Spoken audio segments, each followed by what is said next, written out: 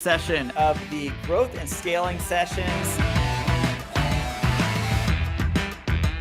We've got some amazing guests in the green room, standing by, waiting to talk to all of you. In today's world, there's more and more opportunity to have a hybrid in between both of those. Your job isn't to get into the industry to get rich. Your job is to get into the industry to support and provide the best service you can. Listen, discover, explore. I mean, it's exactly what I tell the brands that we open retail stores for, right?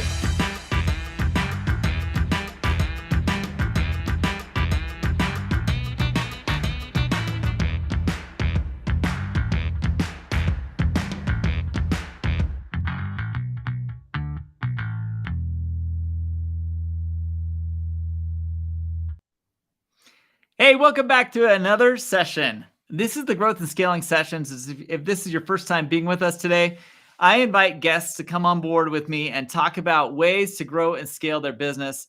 And today, the topic is super critical because this is a mistake so many businesses make, especially on the smaller end of the scale, but even in big companies. We see massive problems with people doing a poor job of messaging what their brand is, who they solve problems for, and what they do to fix the problems. Sounds simple, sounds stupid, but I'm telling you right now, it is one of the most common problems we see all over the business place, all over the marketplace. And as you look at people posting on LinkedIn and on YouTube, you see the problem just blaring in your face. Cool logo. What do they do to fix my problems? Right? Like, this is something I see all the time. So as we dive into that, I'm going to introduce our guest briefly. But before we do so, today's episode is sponsored by the Captain's Council. If you have not heard about Captain's Council, go check it out at captainscouncil.com. It is there for you if you are a CEO or founder of a small to mid-sized company and you're looking for a peer advisory board. That's right. People who are just like you, building and growing their businesses, who need other people to bounce ideas off of, other people to give them advice, other people to help them cross the bridges that they can't get across by themselves. Captain's Council is there for you. Create your own peer advisory board within the Captain's Council today. With that being said, let's dive into the topic. I'm bringing Paul Sokol in and Sasha Wallinger. Sasha, thank you. Paul, thanks for being here. First of all, you guys, Sasha, you're in the hot seat. What do you see as the most common problem in people's messaging and branding today? I'm going to say there are three things I think that are critical. The first one is the lack of planning and understanding of strategy. I think that's really hard to surmount if you haven't gotten there at the get-go. So considering that first case, I think that's really, really important to have under your belt. And I think it is hard, as you mentioned in the intro, Todd, to rally behind that when you're a smaller organization.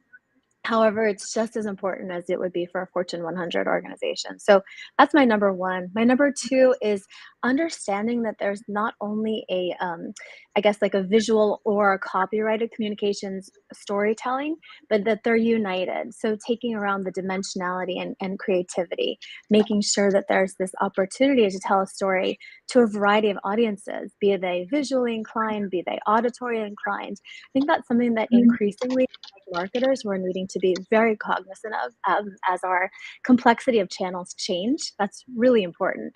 And number three is making things fun. It really has to be fun.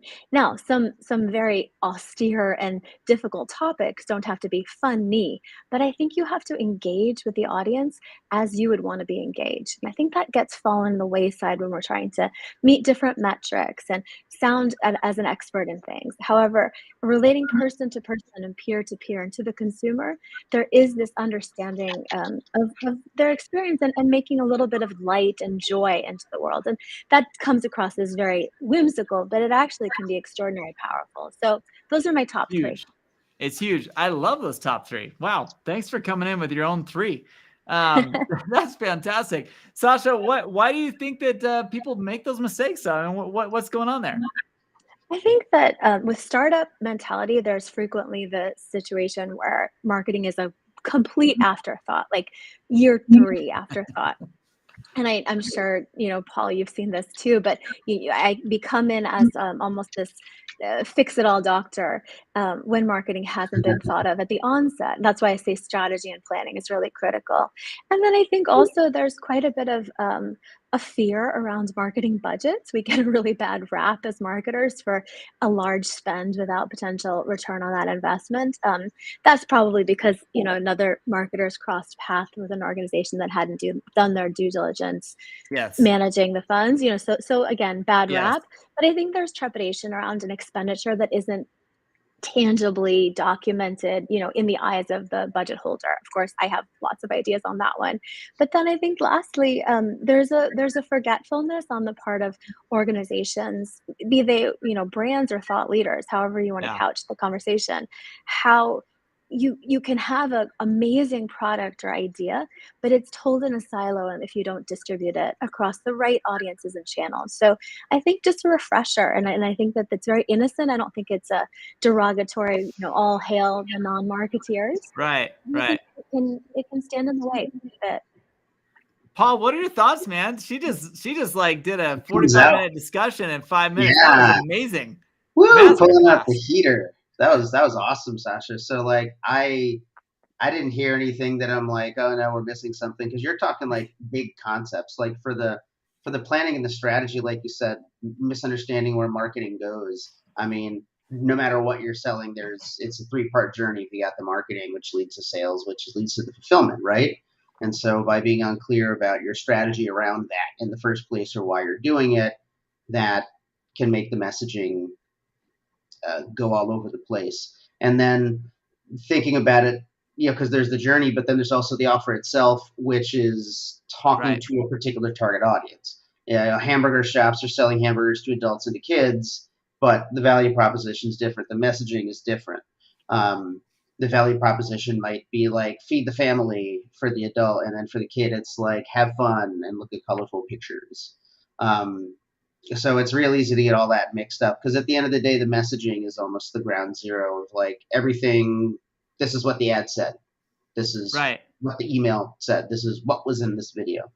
And so by being unclear about the strategy, not having any idea around like the value proposition, and then not having any higher level like brand guidelines, or you were talking the mixed dimension messaging, Right. Sasha, it's not just, it's what are the brand colors, what are the brand fonts, what's the voice like, what are words that we use, what are words that we never use, like these kinds of things are really important. And yeah, you're right, Sasha. I think a lot of startups don't think about that and give it enough love until a couple years really into it, when in reality they should, it's a judgment, they should do it right from the get-go, or at least as soon as they're starting to get their first couple of customers. Right. And then they just use that, because you can always rebrand, which might just be, it's the same logo, maybe you just update our color scheme and like our graphics a little Right. bit. Rebranding isn't just a new logo. And all of those really come off of the initial problem, right? Which is most companies fail to help people recognize they're solving something, right? Yeah. I mean, it is so funny to me when I go to a web page or I see someone's ad and all it talks about are the accolades that they just received for something or other. It tells me nothing. I could care less that you're the top whatever in that whatever. That's all I hear. It's like Charlie Brown, when he's like hearing adults talk and it's like blah blah blah blah blah blah blah blah, right? What are you talking about? Paul, what do you do to help people understand the value prop? Like how do you help people see that you solve a problem? For example, your title, Small Business Hero. Okay, that tells me if I'm a small business owner, I should be listening to Paul right now. You did a good job of that right off the bat. How do you help people tell other people the value prop? So the value proposition, there's all sorts of formulas and things out there.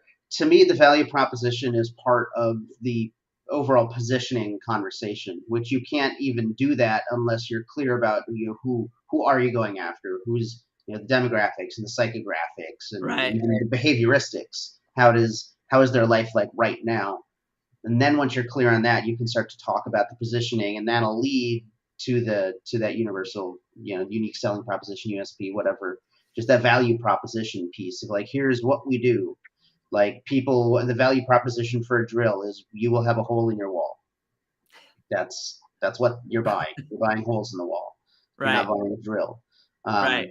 And I guess how I help people is try to get them to step away from their baby because they're so close into it that they Yeah. can't look at it objectively without some kind of guidance or some type of help, and almost approaching it scientifically, almost like an engineer or a person of medicine or somebody would, just to like, what are you actually doing though? And Sasha, usually they'll say something that is a good proposition and they didn't even think about it. It was just something they said, but being trained to listen for that, I'm like, that's right. the thing right there. That's what they're doing.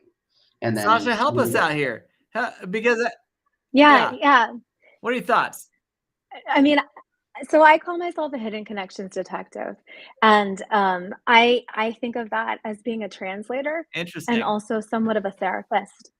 Too, because as Paul's saying, truly, truly, we are coming in the position as marketeers to understand not only how an organization comes across, but how consumers are looking at it. And just like you said, I mean, it was a perfect example, Todd, to look at a page. You made me laugh because who cares about an accolade? It's almost like being in grade school or maybe even Right. college, where all you want to do is put into action Right. something. You don't actually want to have to be told. And if it's really good, like I don't have to tell you what Nike does. I don't have to tell you what a lot of the brands that we understand do, because it's clear, and that is built on excellent Right. marketing.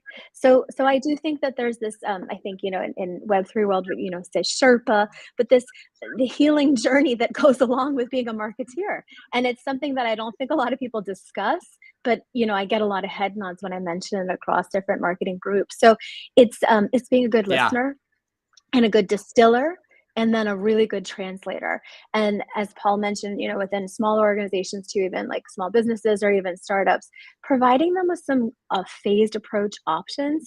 Because when I step into a startup, especially even if they're pre, 10 million, they don't have a Right. huge budget Right. to roll. So there's really creative ways to be able to isolate what your brand proposition Right. is. And there's, a lot of interesting tools and techniques to get there. It should be fun. When I say hidden connections Right. detective, we just unpackage what the unique value proposition or the product Right. solve is and have fun getting there. And in those sessions, we are able to then glean some I love amazing it. campaigns out of that. But it feels very relaxing to the client, because it's not this pressure like, what are we going to say? How are we going to Totally. market? It's like, who are you? What are you really going to do? And let's celebrate that. So that's I kind love of the it. I beginning love stage, it. I You know believe. what? One of the things that this is the growth and scaling sessions. I actually have a growth and scaling podcast, which is very fun because we have people on there who have gotten past that 10 million mark. Like to your point, under 10 million, a lot of times they have a hard time saying what they really do, and they don't have the budget to really spend on marketing. But on the growth and scaling podcast, the very first thing I ask people is, who are you and what problem do you solve? Because they know Yes. exactly what problem they solve. Like anyone who has found success, who is above 10 million in revenue, they know exactly what problem they solve, and they know exactly who they're trying to solve the problem for. And I think that those who are still young and a little bit immature in their business, and I'm not saying in your age young, I mean young in your business, No. sometimes you don't recognize yet who your ideal client avatar is. You don't know who your favorite clients are. Paul, walk us through a little bit. How do people figure out who their target really is? Like, I serve 20 people right now. Who are the 3 I like to serve the most? How do you help them do that?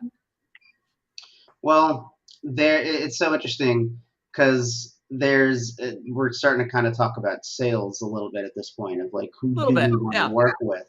And there's the traditional qualification questions for sales, but there's also brand qualification, which I don't know if anybody's spoken about or anything like that. That's something that me and one of the other researchers back in the day figured out, was that somebody may hit all the qualifying points, but they're just a total, jerk, and we would never want to work with them nor Right. expose our support team to somebody like that, even though they may be a good client. So looking for one thing is who absolutely loves you.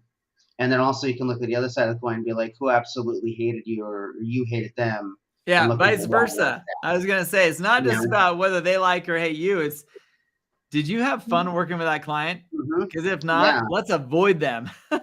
It's like doing when you're doing like positioning research and customer profile research. If you're looking at like the competition, so for example, let's say I'm a shoe company, like I would look at the 5-star reviews of Nike, but I'd also want to turn around and look at the 1-star reviews. Like, what do people not like about it? Yeah. And sometimes you'll get some language you can use there, or a seed for something that you can be like, well, actually, we're really good at that thing, and we solve that. So, is there a way to do a positive spin around there? You were talking about being trained, Sasha, to hear these things and distilling, and it's just Yeah. always having that ear and just always keeping a little feeler out there for language that maybe it shows up in a video or a blog post or somebody says something to you in a conversation, and you might just hear it and be like, that's it. Say that again. That's the And thing. Sasha, I'm curious, when Paul said that, it made me think, when oftentimes when people leave 1-star reviews, it's because it was either the wrong client.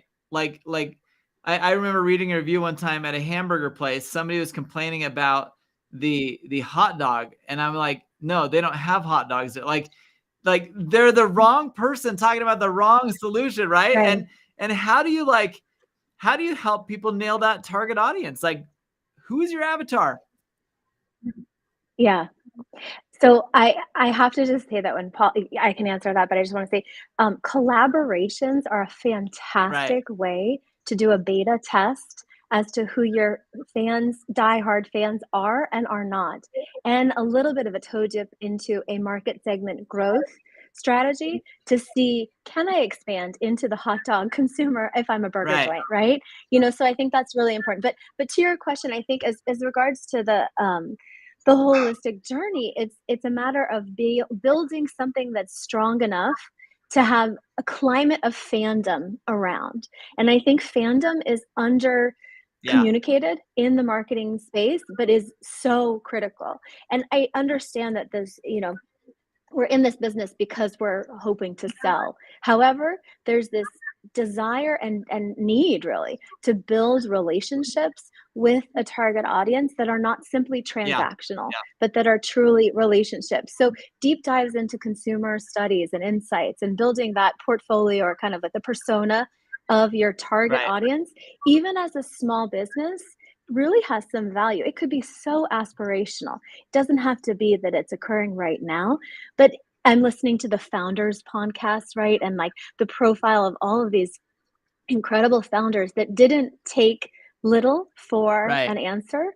And so I think a brand can operate in that same way. And as far as a marketeer to be able to kind of compel them, I always used to say to when I was working early days in deep marketing was like, I have to believe in the future of your organization and see it. And really, that's how I became a foresight strategist now, is I had to believe that 3, 5, 10 Yeah. years out, this aspirational consumer would be lining up like they did for Right. Supreme at the door to find you. And that is a little bit of the leap of faith that one has to take in marketing for a smaller organization, but then also I'll just share too within my work at Nike, developing systems change is really important too. So sometimes you can be known for Right. one thing, like being Nike, right?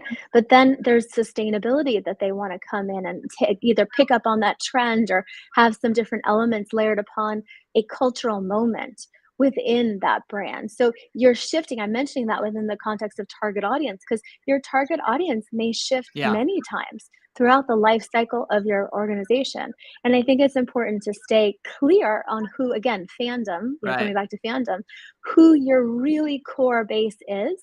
And you can't just distance, I was going to say piss them off. So That's pardon me, okay. you can't piss them off when you're growing.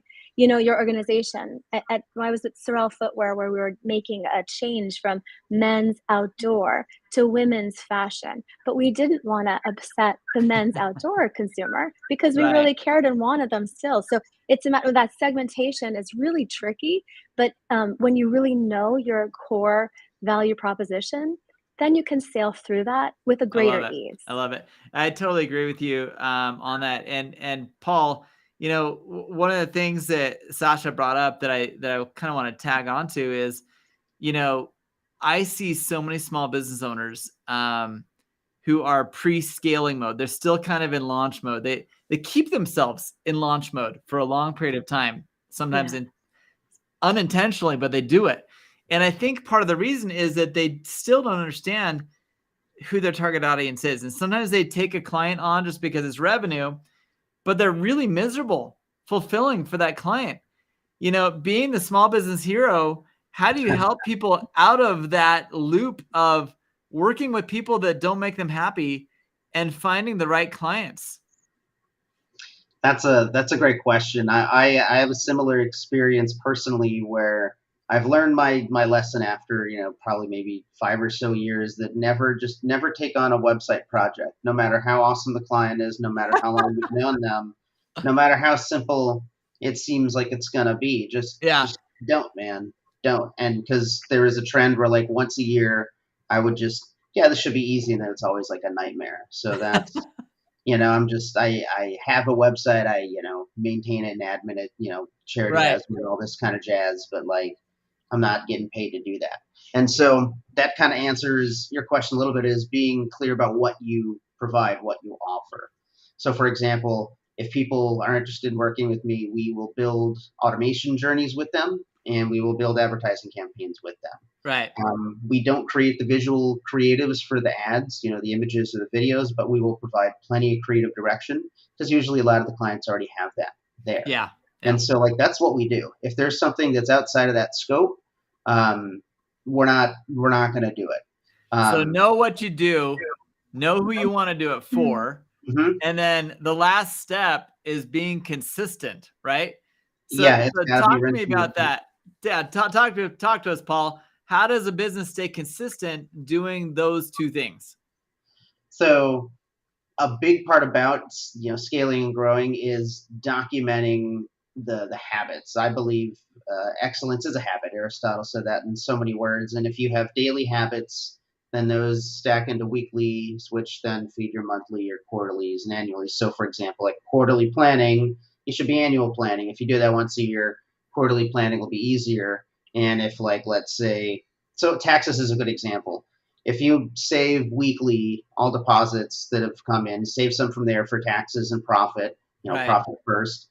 If you do that weekly, then semi-monthly, you're going to be able to easily, monthly, you'll be able to make your payroll taxes easily, which means quarterly, you'll be able to easily report on what you did, which means that annually, it'll be super easy to do your Hopefully. overall what's going on there. And so it stacks on itself. So to get that consistency as a business, it's being clear about what exactly do you do, and then not necessarily over documenting it, but leaving no room for error. Like McDonald's, I don't know if you've ever seen behind the counter, but they have how the food's made, but it's visual. There's literally no words. It's like an explicit diagram of a Big Mac or whatnot. And so if you can understand, the pickle bin's here and the lettuce bin's here, you can assemble the sandwich. You don't need English. I love it. So Sasha, as you're the hamburger store and somebody Yeah. gets mad that you're not offering the right hot dog, what's your solution to that? I mean, you have consistency running across the Right. screen right now.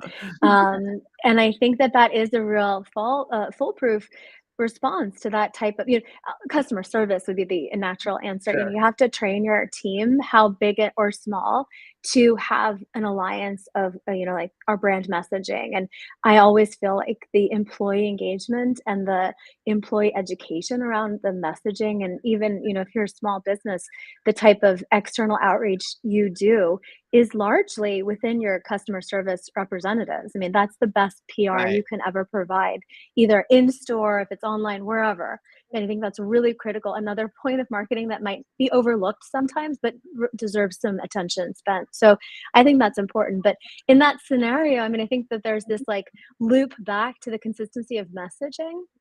Maybe we don't have hot dogs, but we have the best burger Right. in town. Right. So, go wherever you need to for a hot dog, but when you're hungry for a hamburger, come back to us.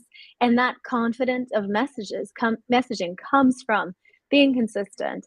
And then again, I go back to fandom too. So there's the brand message, but then there's also the endorsement of the user generated content. And as you mentioned, the reviews, those speak volumes. Oh And yeah. especially as you say, to the pre-$10 million organizations, that's the bread and butter. I mean, when you can't afford a multi-million-dollar advertising Yeah. campaign, rely heavily on those different, what is it, Google ads, all the different reviews that you can Totally. receive with basically very little investment too. So I think those are some critical pathways that exist and are very open to businesses, that they forget about potentially because they're looking to what they don't Yeah. have.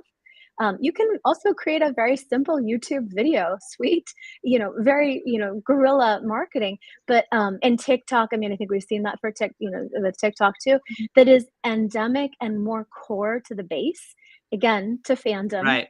that feels really authentic so that, again, you bring in that group of loyal fans to your organization early on and then take them with you and don't forget about them when you grow. I I think love that's it. another critical strategy. I think So, that's very important to so remember as well. Sasha just leaned on something really interesting, Paul, that I'd love your take on, and that is taking your fans with you. Does that mean new product innovation? Does that mean upselling them to something new? What does that mean to you, Paul? I guess it means if you're somebody's friend, keep being their friend at the end of the day. Hey, I like it's that. it's almost like being an artist. Like if you were a band and you had the local people that were buying your little demos and EPs and whatnot, and then you eventually got picked up by a big label and went international or whatever, don't turn around and crap on the people that were there for you at the beginning. Bring them with you.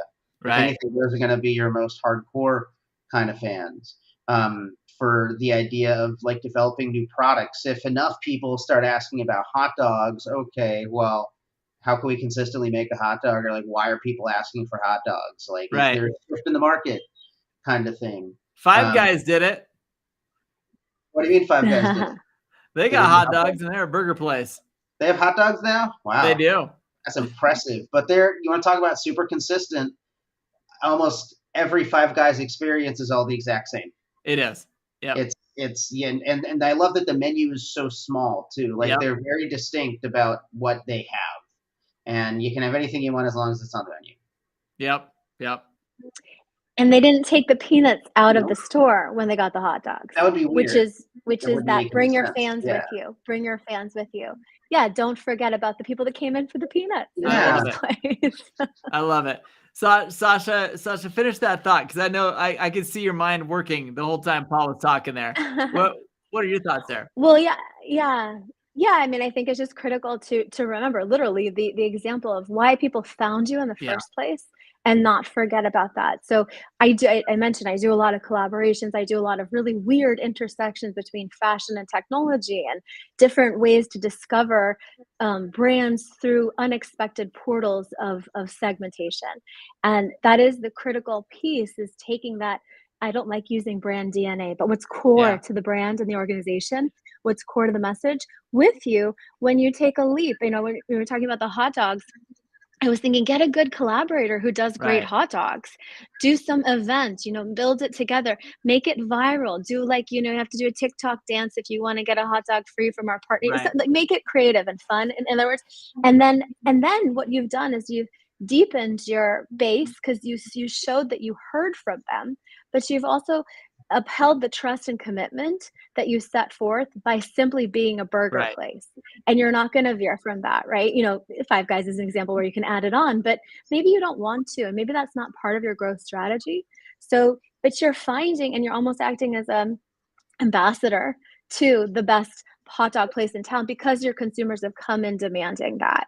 Then you open up your market segment not just to those people that you have in store, but who you've aligned with via collaboration at the hot dog place, and they're coming to you when they want a hamburger. So it's kind of a win-win, and I think that that can be, that's a very simple model, but it can be extended out across utilizations of social channels, and developing a real overarching way that you Love it. practice.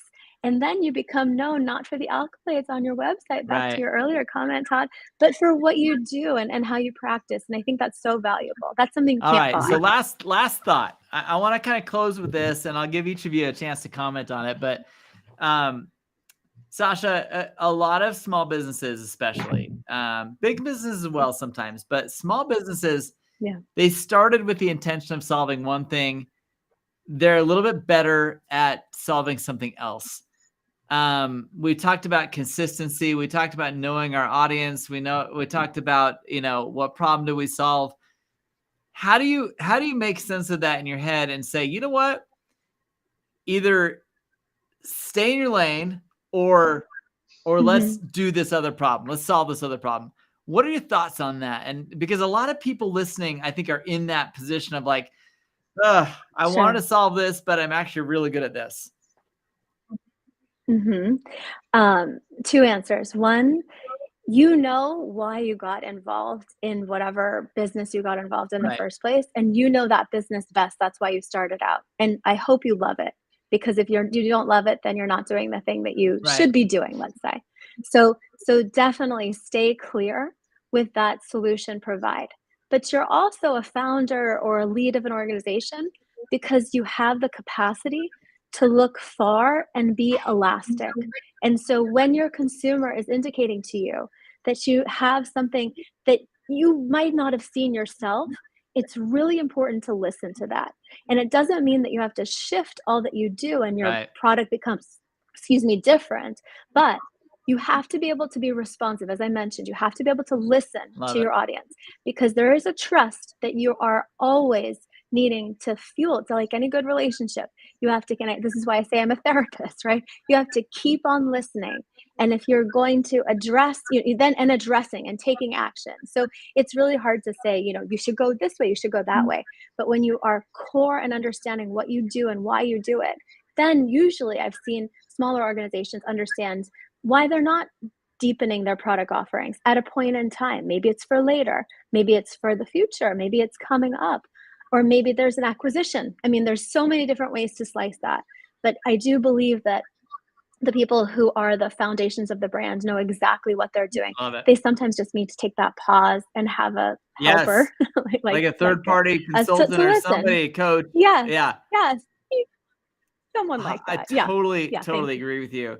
Paul, what are your thoughts on that? Because I know that you work with, being a small business hero, they're usually solving the wrong problems. That's why they stay a small business forever. Yeah. Not being, it's interesting. They solve a problem and they do it really well, and they may not even be aware that that's the thing that people like about them. Right. So, and that's okay.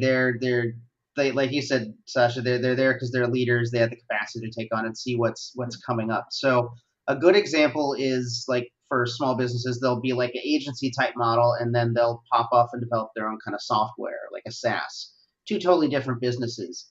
I would say and I think you've mentioned both of these things at this point as well, Sasha, which is really cool. It's nice and validating for everybody. You said start with the why, basically, why did you get into this in the first place?